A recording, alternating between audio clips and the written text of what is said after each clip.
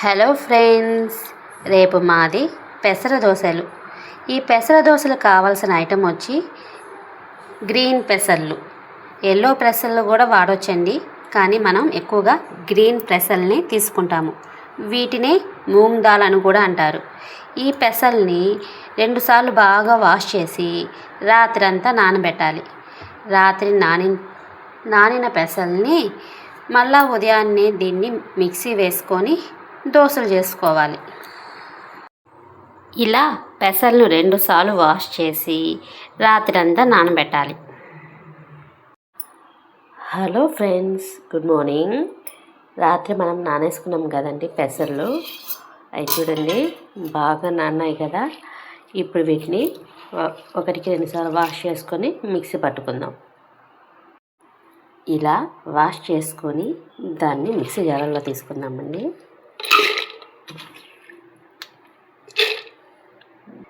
ఇట్లా పెసలు మిక్సీలో తీసుకున్న తర్వాత దీంట్లో తగినన్ని మీకు కారానికి తగ్గట్టు పచ్చిమిర్చి, అల్లం ఉంటే అల్లం వేసుకోండి. మా ఇంట్లో ఇప్పుడు అల్లం లేదు కనుక దాన్ని స్కిప్ చేస్తున్నానండి.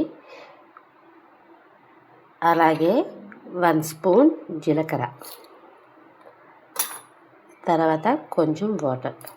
ఇది మిక్సీ పట్టుకున్న తర్వాత దీంట్లో ఎక్కువ వాటర్ పట్టదండి, ఎందుకంటే పెసలు నీళ్ళు అయిపోతాయి. ఇది బాగా నానాయి కనుక బాగానే పేస్ట్ అయిపోతుంది. ఎక్కువ పోసుకుంటే నీళ్ళుగా అయిపోయి దోశ సరిగా రాదు. కొంచెమే నీళ్ళు పోసుకోండి.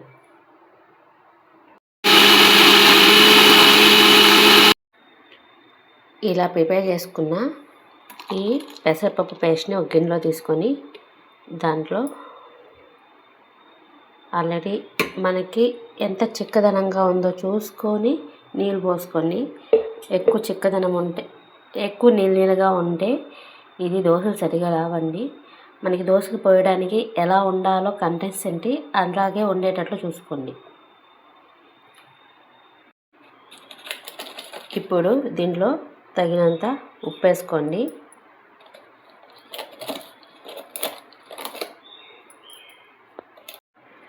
ఒకసారి బాగా కలయబెట్టండి. నేను ఇప్పుడు చూపిస్తున్నాను చూడండి. ఈ మాత్రం చిక్కదనం ఉంటే చాలు. లేదు ఇంకా పలచంగా కావాలి అంటే పలచంగా చేసుకోండి. నేను నాన్ స్టిక్ కుక్కర్ మీద చేయడం లేదు, మామూలుగా ఐరన్ కడాయి మీద చేస్తున్నాను కనుక, ఐరన్ పెనం మీద చేస్తున్నాను కనుక నాకు ఈ మాత్రం చిక్కదనం అయితే సరిపోతుంది.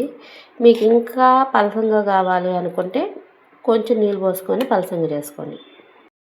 ఇప్పుడు స్టవ్ మీద పెనం పెట్టుకొని దాంట్లో పెనం మీద కొంచెం ఆయిల్ వేసుకొని ఆయిల్ అంతా బాగా స్ప్రెడ్ చేసుకుంటే దోశలు మనకి బాగా వస్తాయి. ఒక టిష్యూ పేపర్ తీసుకొని ఆ టిష్యూ పేపర్తో ఆయిల్ ఫుల్గా స్ప్రెడ్ చేసుకోండి.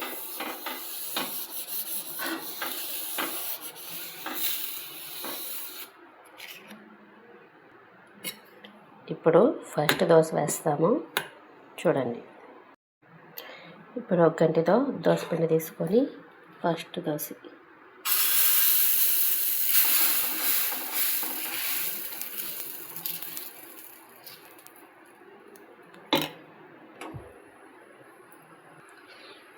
ఇప్పుడు ఇదే దోశలో మనం ఉప్మా చేసుకొని మధ్యలో ఉప్మా పెట్టుకున్నాం అనుకోండి, పెసరట్టు ఉప్మా అయిపోద్ది. అలాగే ఆనియన్స్ వేసుకున్నాం అనుకోండి, పెసర దోశ ఆనియన్ అయిపోతుంది. మనకి నచ్చినట్టు మనం ఈ దోశని ప్రిపేర్ చేసుకోవచ్చు.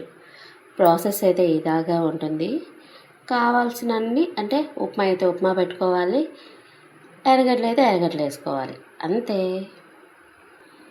ఇప్పుడు దీని మీద కొంచెం ఆయిల్ అప్లై చేద్దాం.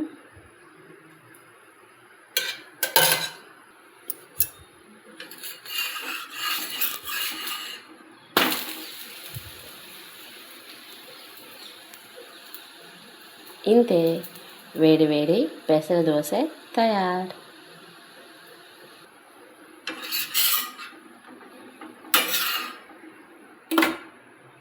వేడి వేడి పెసర దోశ తయారండి.